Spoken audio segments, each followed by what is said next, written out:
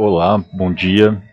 Meu nome é Marcos Ortolani, eu sou um especialista de IT no Skills Hub em Al Dhafra, no Emirados Árabes, e estou começando esse vídeo para uma introdução à lógica de programação, algoritmos, linguagem C# e orientação a objetos. Esse vídeo vai servir para alunos que querem desenvolver as suas habilidades de programação, tanto para competições como Emirates Skills, como também para se preparar para o mercado de trabalho. A primeira coisa que a gente precisa saber é entender o que é um software. Então, um software ele é um conjunto de instruções que a gente ensina para o computador o que ele precisa fazer para resolver um problema. Então, o computador sozinho, ele não sabe fazer nada. A gente precisa ensinar o computador, através de instruções que ele consiga entender, como processar dados e resolver problemas. Então, software é um conjunto de instruções que fala para o computador o que ele precisa fazer para resolver um problema.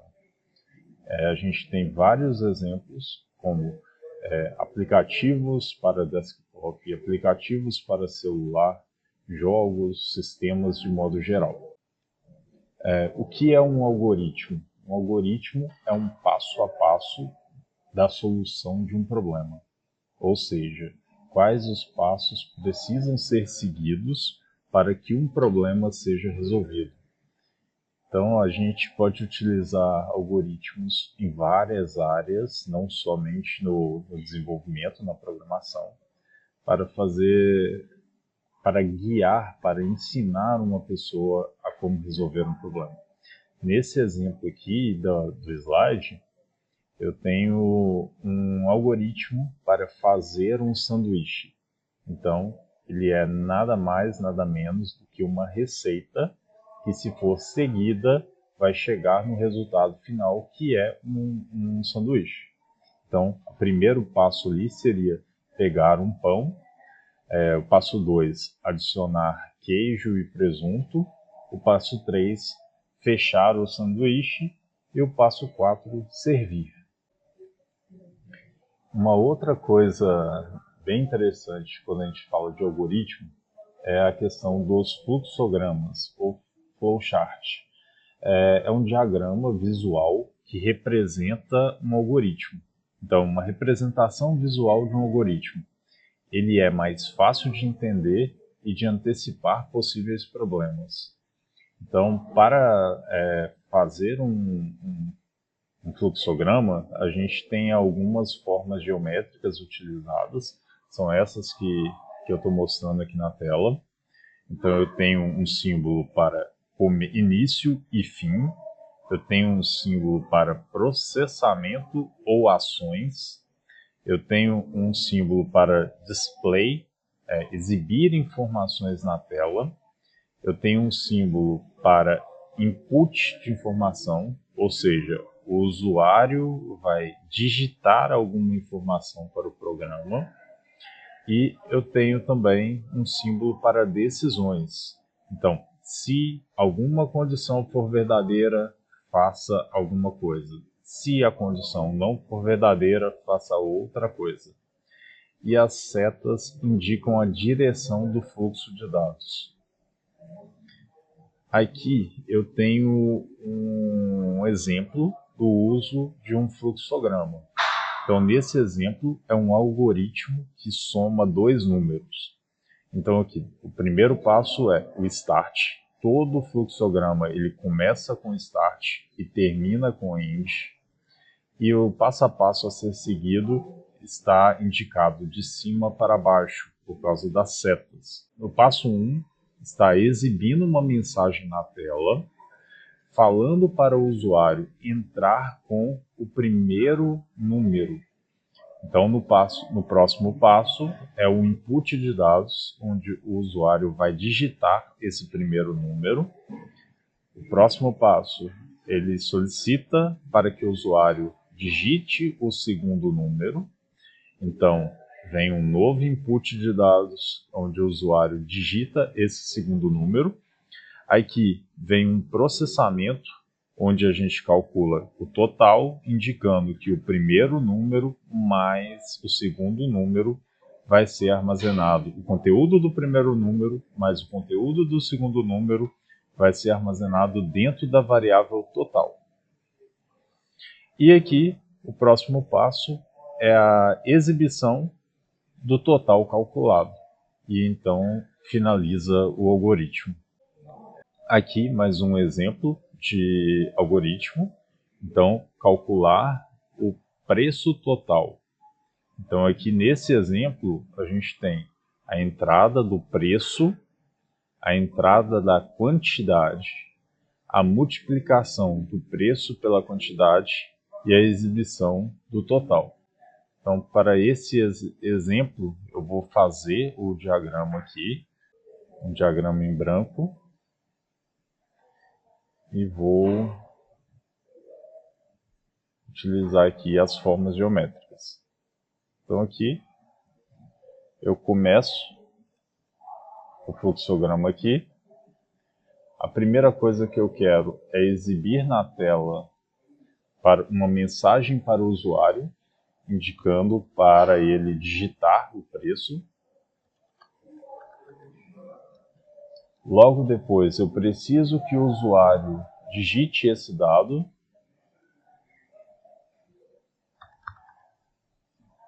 Então, o meu próximo passo aqui é perguntar para o usuário a quantidade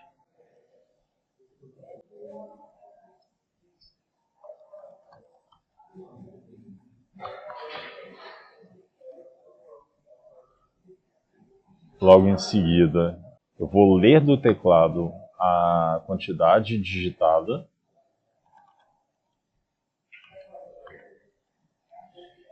Agora eu preciso fazer o processamento para calcular o valor total. Então aqui dentro do processamento eu vou indicar que total é igual ao que eu tenho dentro do preço vezes o que eu tenho dentro da quantidade. E para finalizar, eu preciso exibir o valor total. E logo em seguida, finalizar o programa. Então, vou utilizar o mesmo símbolo de Start para finalizar. Aqui é muito importante fazer as setas de fluxo para indicar qual que é o fluxo de dados. Então, sem isso, o algoritmo pode ser lido de forma incorreta. Então, iniciei o algoritmo, mostrei uma mensagem na tela para o usuário pedindo para que ele digitasse um preço. Utilizei o símbolo de input de dados para ler o número do teclado. Depois eu fui para o passo 2, que é a entrada da quantidade. Então, mostrei uma mensagem na tela solicitando ao usuário que digite uma quantidade. Eu fiz uma leitura do teclado, um input de dados para ler uma quantidade do teclado. Agora o passo 3, multiplicar o preço pela quantidade. Então, fiz um processamento onde a variável igual recebe o conteúdo da variável preço multiplicado pelo conteúdo da variável quantidade. Logo em seguida, exibe o total e finaliza. Então aqui eu tenho um exemplo de fluxograma desse algoritmo. Seguindo, eu comentei que a gente armazenou os conteúdos nas variáveis, né? Variável preço, variável quantidade e variável total. Mas o que são variáveis? Variáveis são espaços de memória no computador, onde a gente consegue armazenar dados. Então, são espaços de memória que a gente consegue armazenar dados durante a execução de um programa. Então aqui a gente tem alguns exemplos. A variável age recebe um valor 25, ou seja, a idade da pessoa é 25. E aqui na frente do nome da variável eu tenho o tipo de dado que essa variável pode armazenar. Na linha de baixo eu tenho uma variável chamada name e ela é do tipo string e o conteúdo dessa variável é o nome John. A gente tem alguns padrões de nomes para variáveis. Então, as variáveis elas precisam ter nomes bem significativos e quando uma pessoa ler o nome da variável já entenda o que será armazenado dentro dela. A variável precisa ter um tipo de dado. Na maioria das linguagens de programação, a gente precisa de identificar e definir o tipo de dado dessa variável. Aqui algumas regras. O nome de uma variável ela só deve começar com letras ou com underline. A gente não deve começar uma variável com números ou símbolos. Então, a gente não pode utilizar espaços ou caracteres especiais nas variáveis. E o padrão em algumas linguagens de programação para o nome das variáveis é utilizando o camel case. O que é o camel case? Se a primeira palavra começa com letra minúscula e se tiver mais de uma palavra no nome da variável, elas serão juntas e da segunda palavra em diante a letra inicial será em maiúsculo. Então aqui embaixo eu tenho alguns exemplos. A variável int total quantity.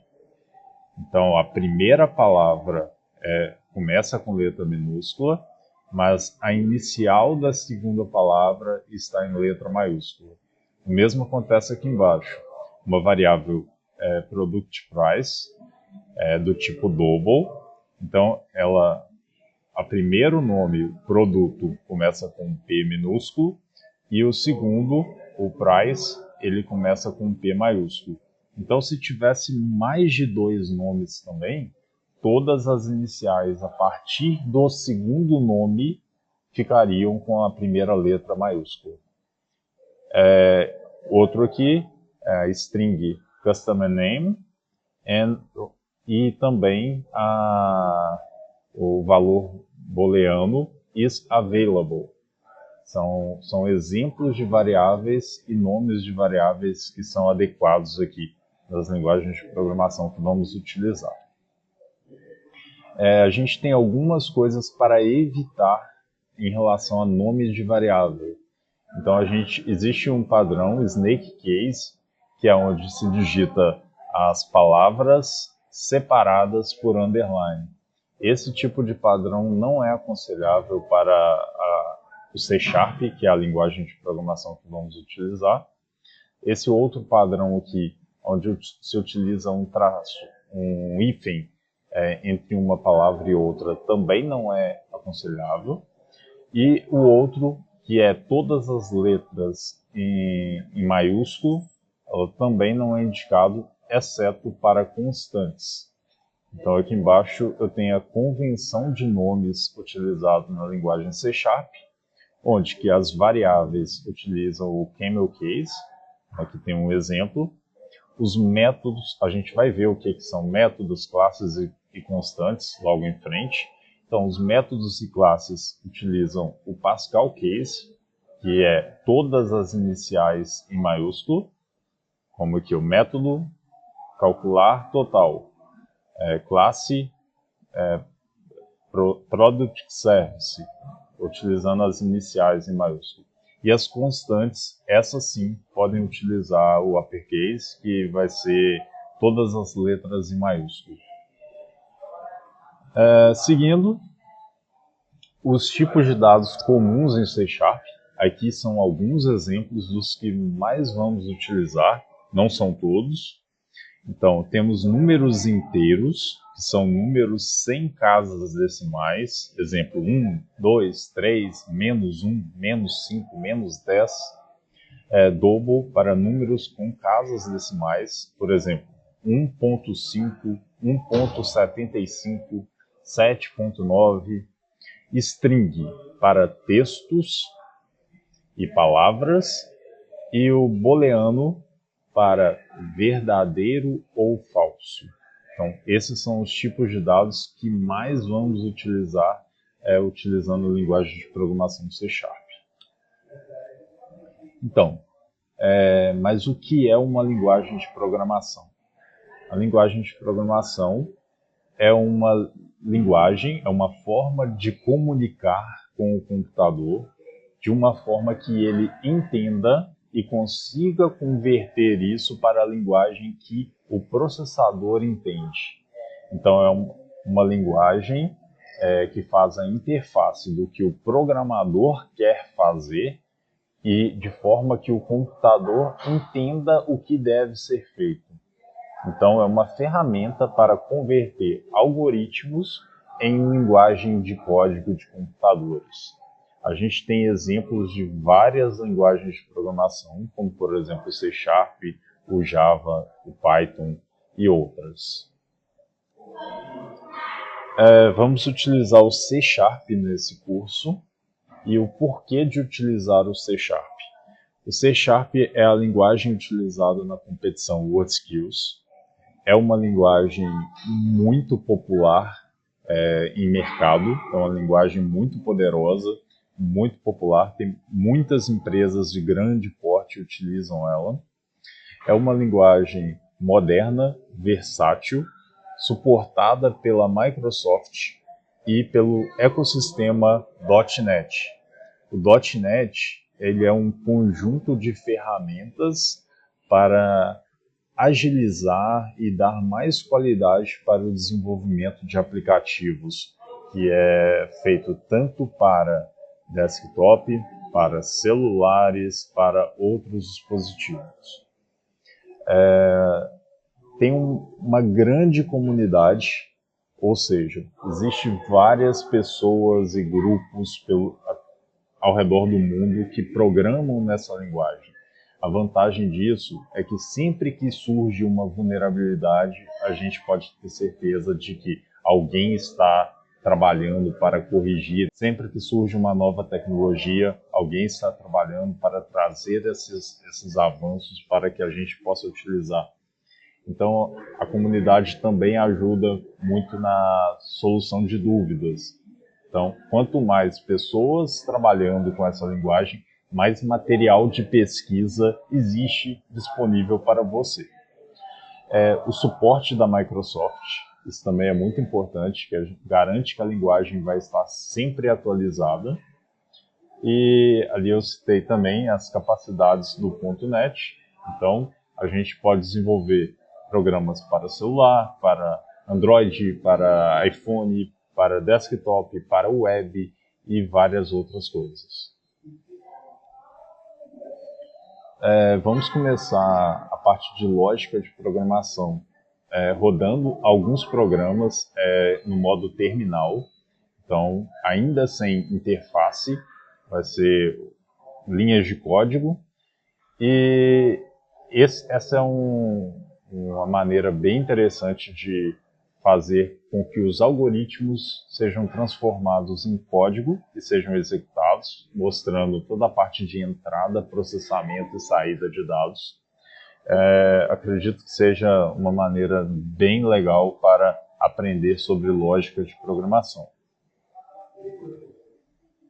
Aqui eu vou utilizar para isso o programa Visual Studio.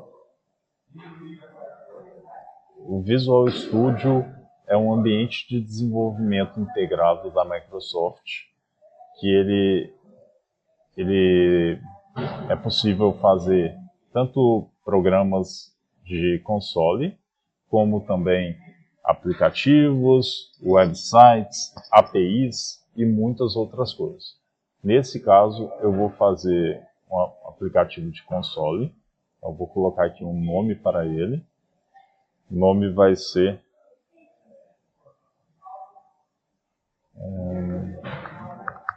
Skills Hub. Vou manter aqui a versão 8.0 do .NET. O ideal é utilizar sempre a versão mais recente de longo suporte.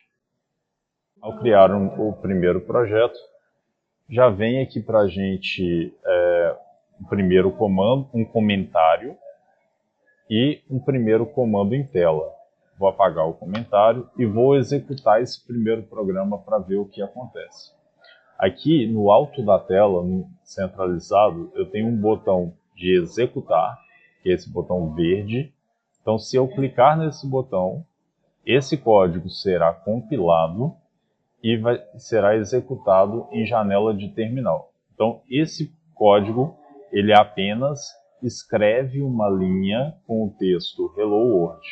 Então, aqui a gente pode observar que o texto Hello World foi exibido no terminal.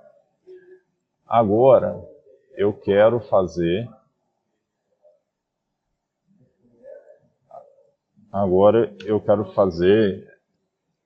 a execução de outros programas aqui. Eu quero fazer a leitura de um nome e a exibição em tela de uma mensagem de bem-vindo e o nome que foi lido. Então eu vou utilizar o comando console writeLine para mostrar uma mensagem na tela e o comando console readLine para ler algo do teclado, para ler uma string do teclado. Então aqui nesse primeiro exemplo, vou criar uma variável do tipo string chamada name e vou utilizar o comando console readLine para ler uma string do teclado. E vou utilizar o comando console.writeLine para exibir na tela a mensagem welcome e o nome que foi digitado pelo teclado. Então aqui tenho duas linhas de código e vamos testar o resultado delas. Aqui está aguardando digitar alguma coisa, eu vou digitar o meu nome e na segunda linha veio a mensagem de bem-vindo e o meu nome. Então o computador executou exatamente o que eu programei ele para executar. Agora um novo exemplo. Vou utilizar uma variável do tipo double para armazenar um número com casas decimais. O nome da variável será preço, price. E para fazer essa leitura, além do comando console.readLine,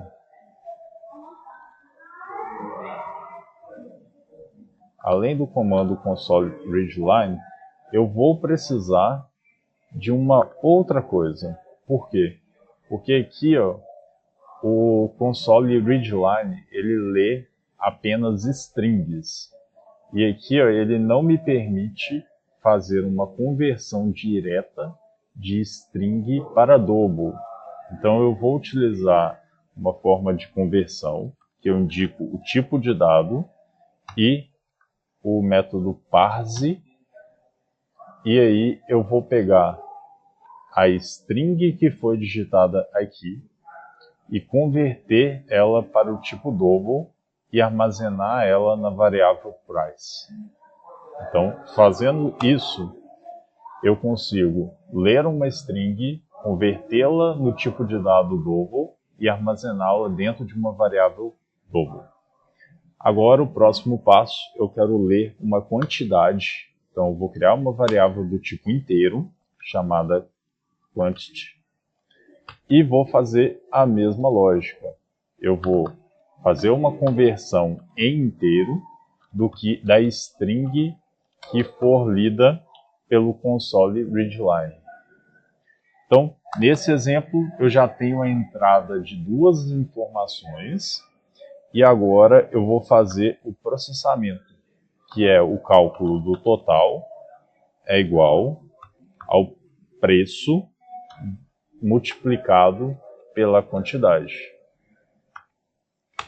Ok, eu já tenho entrada de dados, processamento e falta saída de dados. Para saída de dados, vou utilizar o controle WriteLine e vou exibir o conteúdo que está dentro da minha variável total. Então, executando esse programa agora, ele deve me pedir para digitar dois valores, ele vai calcular o valor total com a multiplicação do preço e da quantidade e vai exibir em tela esse valor total. Então aqui, o primeiro valor que eu vou digitar é o preço, então eu vou digitar 1,33 e o segundo valor é a quantidade, vou digitar 2. Então ele me deu aqui a resposta. Então 1,33 o preço, 2 a quantidade, o total 2,66. Beleza?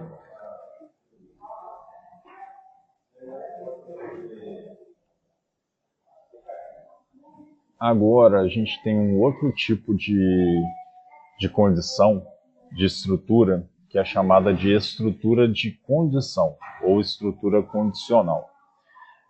Nesse exemplo, eu vou ler uma idade, então, int age igual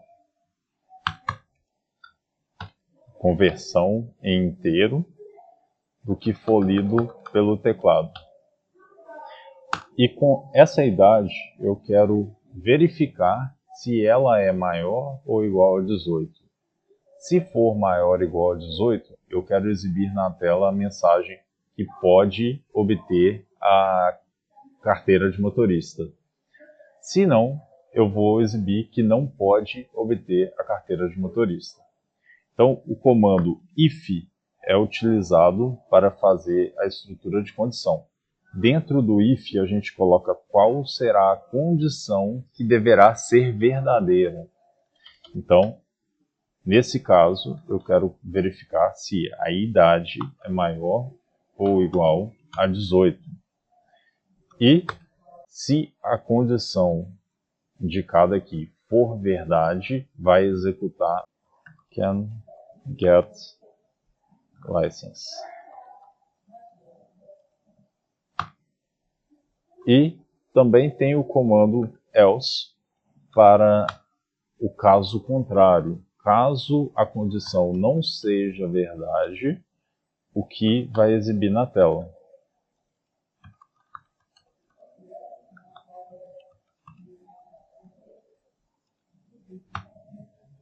Então, nesse exemplo, quando eu executo o programa e digito uma idade, por exemplo, 5, ele exibe para mim que não pode tirar a carteira.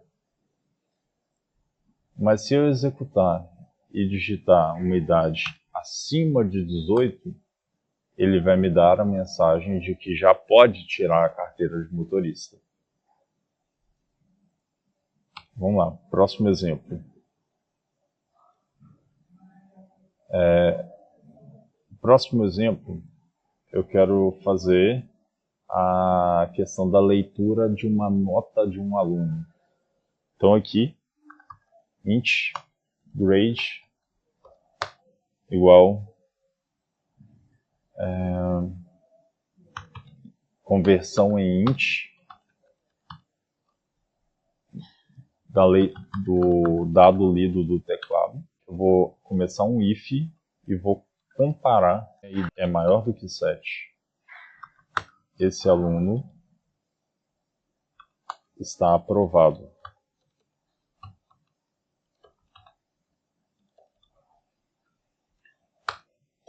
Aqui eu vou fazer mais uma comparação.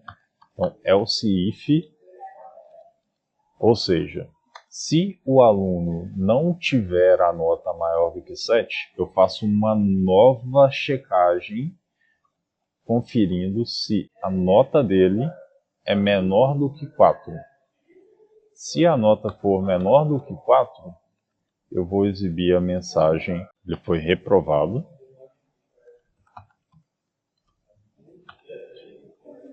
E, no último caso, se a nota dele não for maior do que 7 e nem menor do que 4, ou seja, a nota dele está entre 4 e 7, eu vou utilizar o else, como o se não. Então, nesse caso, eu vou exibir que o aluno precisa de refazer alguma prova.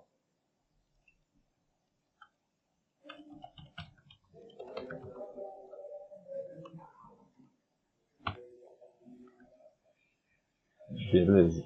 Então aqui, criei uma variável chamada grade, fiz a conversão em inteiro do valor lido pelo teclado, fiz a primeira comparação com o if, conferindo se o conteúdo da variável grade é maior do que 7. Se for maior do que 7, exibe na tela aprovado.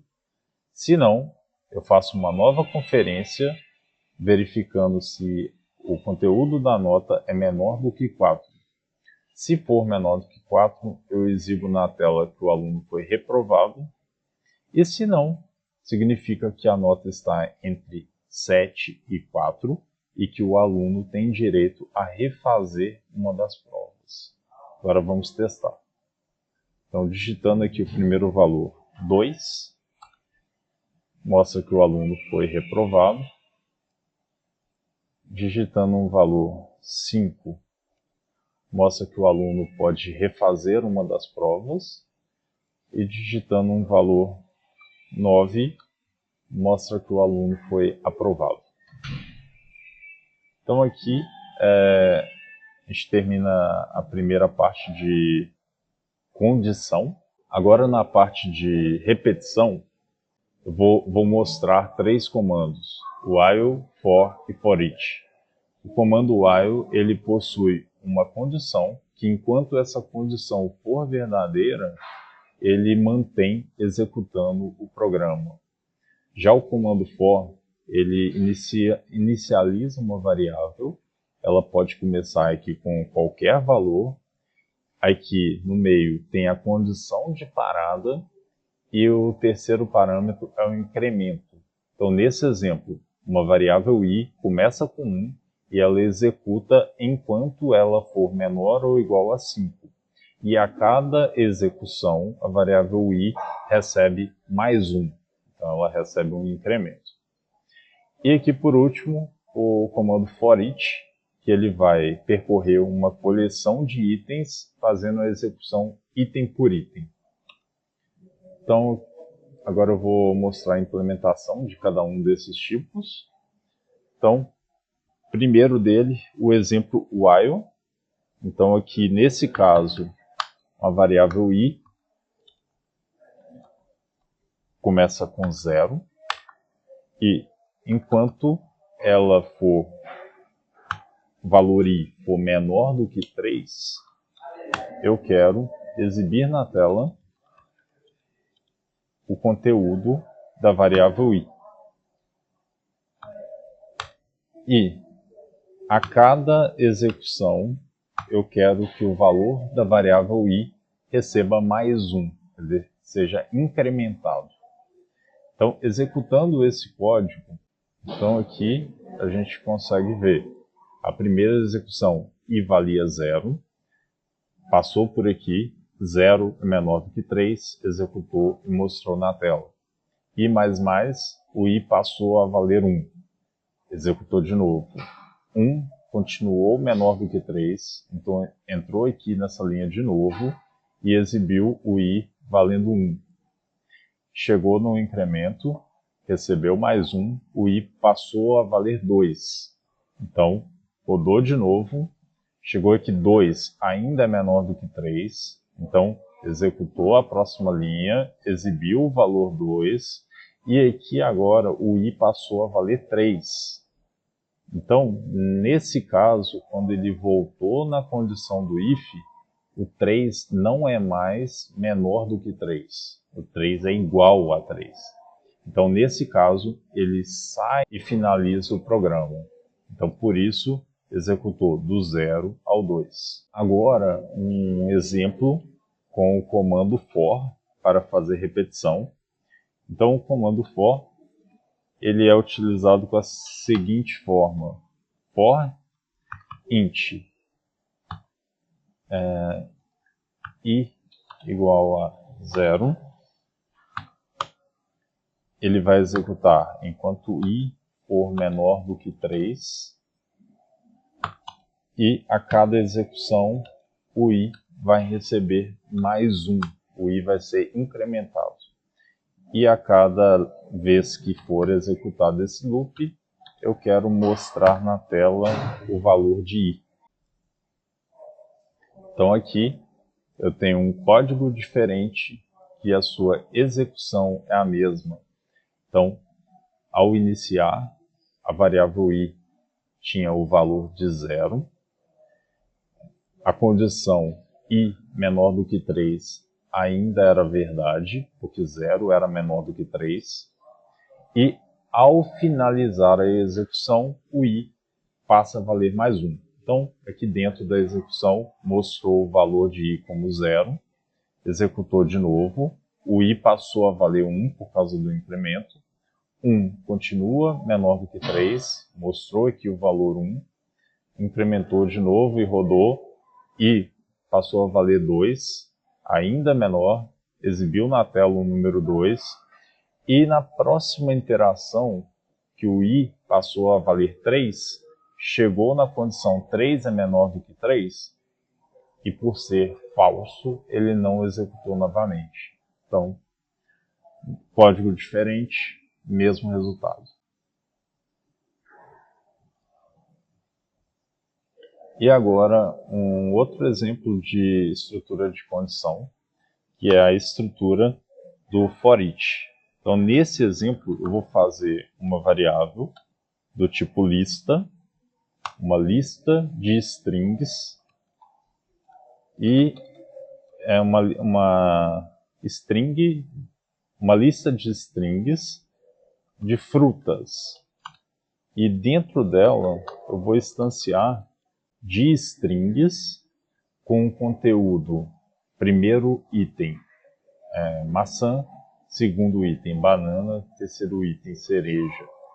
E agora eu vou utilizar o comando for each para executar na lista de frutas, e para cada fruta executada eu quero exibir o seu nome aqui. Então, considerando fruta dentro da lista de frutas, a cada execução o conteúdo aqui será de um dos itens da lista. Então, nesse exemplo, eu vou executar e o resultado esperado é que a cada execução ele pegue um dos itens da lista enquanto houver itens na lista. Ok.